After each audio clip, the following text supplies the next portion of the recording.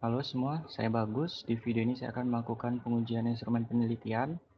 Untuk pengujiannya itu sendiri saya akan melakukan uji validitas, reliabilitas, uji korelasi, dan uji regresi linear sederhana.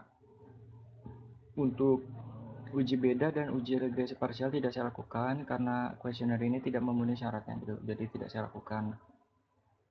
Kita mulai saja. Di sini kalian bisa lihat lembar kerja Excel yang berisikan angka-angka ini. Ini merupakan hasil jawaban dari kuesioner yang berjudul pengaruh pola belajar terhadap prestasi mahasiswa. Di sini saya ingin mengetahui apakah pola belajar ini mempengaruhi prestasi mahasiswa atau tidak, dan kalaupun berpengaruh itu seberapa besarnya gitu. Untuk mengujinya kita pergi ke SPSS. Di sini saya menginput data-datanya. Kalau kalian ingin menambah variabel baru, kita pergi ke variable view. Di sini tinggal kalian tambahin gitu, apapun itu. Nah, di datanya sendiri ini ada 7 variabel. Yang pertama itu P1.1, P1.2, P1.3, P2.1, P2.2, P2.3, dan total. Untuk P1 itu merupakan pertanyaan untuk variabel X, dan P2 ini pertanyaan untuk variabel Y. Di kuesioner ini, variabel X-nya itu adalah pola belajar, dan untuk variabel Y-nya itu prestasi mahasiswa. Kita langsung melakukan pengujiannya saja.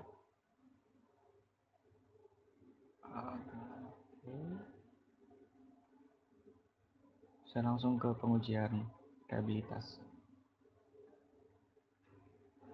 Untuk membaca ini kalian perlu tahu 3 hal. Yang pertama itu Rtable, yang kedua Rhitung, dan yang ketiga itu nilai signifikan.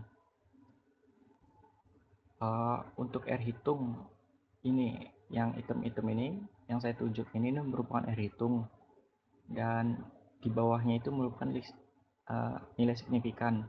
Nah, nantinya Rhitung ini akan dibandingkan dengan Rtable, dan nilai signifikan ini nantinya akan dibandingkan juga dengan nilai signifikan yang ditetapkan itu. Kalau untuk pengujian yang saya lakukan ini, tingkat signifikannya itu 0,05 atau 5%. Di sini kalian bisa lihat Airtable. Kalian bisa search saja di Google, banyak Airtable itu seperti ini. Dan kalau kalian ingin membuatnya,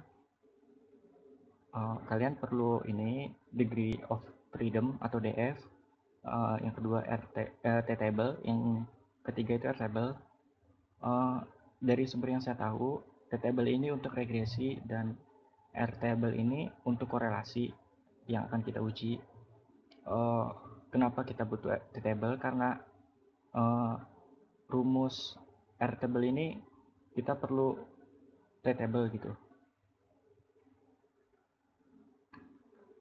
Nah, di sini kita langsung saja ke hasilnya ya.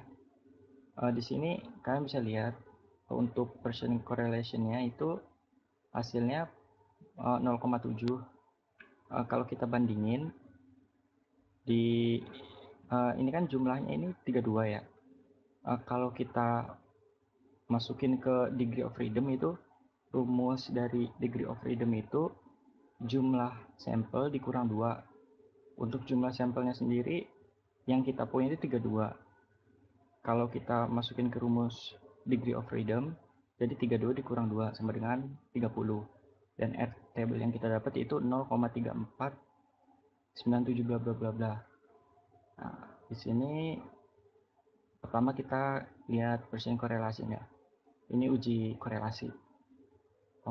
Di sini hasilnya 0,773. Kalau kita lihat ke Airtable itu 0,34, yang artinya persen korelasi yang kita punya ini lebih besar daripada Airtable. Artinya kuesioner yang kita buat ini terkorelasi dengan baik gitu, terhubung dengan baik.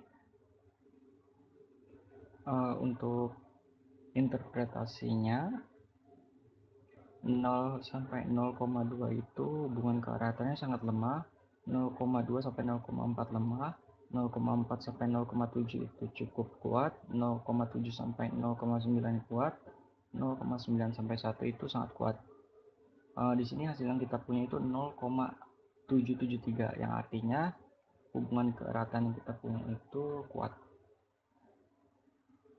dan terkorelasi, dan nilai signifikannya sendiri itu di bawah 0,05, yang artinya valid. Berarti untuk pertanyaan 1.1 valid ya, dan sama pertanyaan 1.2 valid juga,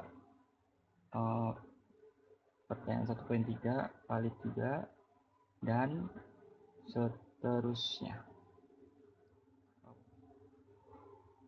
Selanjutnya kita akan beralih ke hasil pengujian reliability. Kuesioner itu dinyatakan reliable itu apabila nilai alfanya itu di atas 0,6, dan hasil yang kita punya itu 0,760, yang artinya nilai alfanya itu di atas 0,6, dan yang berarti kuesioner yang kita punya itu reliable gitu. Jadi hasil ini semuanya menyatakan bahwa kuesioner yang kita punya ini tervalidasi dan terreliable dengan baik. Selanjutnya kita akan beralih ke uji regresi linear. Di sini saya sudah punya data, bukan data baru sih, ini dari P1.1 sampai P1.2, dan ini penjumlahan dari P2.1 sampai P2.3, dan ini hasilnya.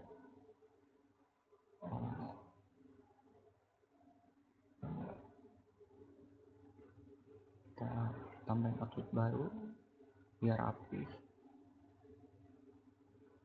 Kita langsung melakukan pengujian saja.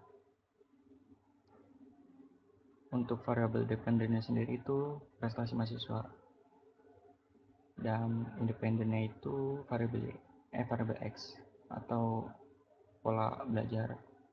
Kita oke. Dan ini hasilnya. Oh ya, untuk pengujian hipotesis saya sudah membuatnya. Untuk HA itu terdapat pengaruh pola belajar terhadap prestasi mahasiswa, dan H0 itu tidak terdapat pengaruh pola belajar terhadap prestasi mahasiswa. Di sini buat kalian yang belum tahu apa itu hipotesis itu merupakan jawaban sementara dari penelitian yang kita buat gitu.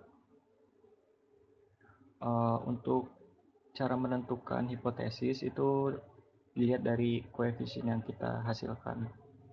Di sini kita lihat dulu hasil dari regresi ya.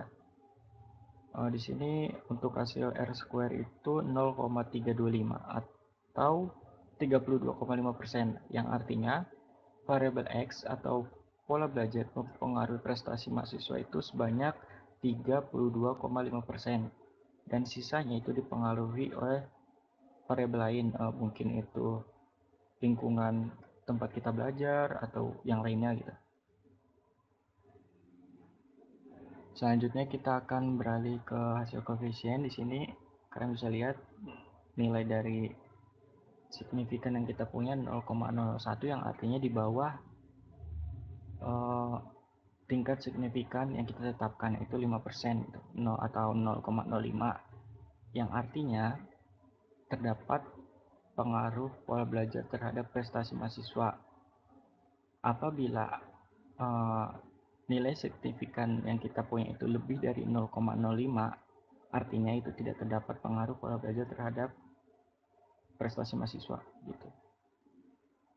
Dan atau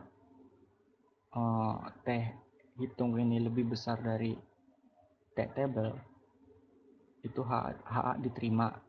Kalau T table lebih besar daripada T hitung, artinya H0 diterima. Dan di sini T hitung kita lebih besar daripada T table, yang artinya terdapat pengaruh pola belajar terhadap prestasi mahasiswa gitu. Dan untuk angka ini merupakan angka konstanta, dan di bawahnya itu merupakan angka yang memiliki arti bahwa setiap 1% perubahan naik atau turun pada pola belajar mahasiswa akan menjadikan 52%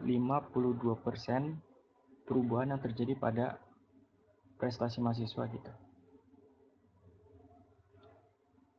Segitu saja tahapan pengujian yang dilakukan oleh saya hari ini. Mohon maaf bila ada kesalahan. Terima kasih.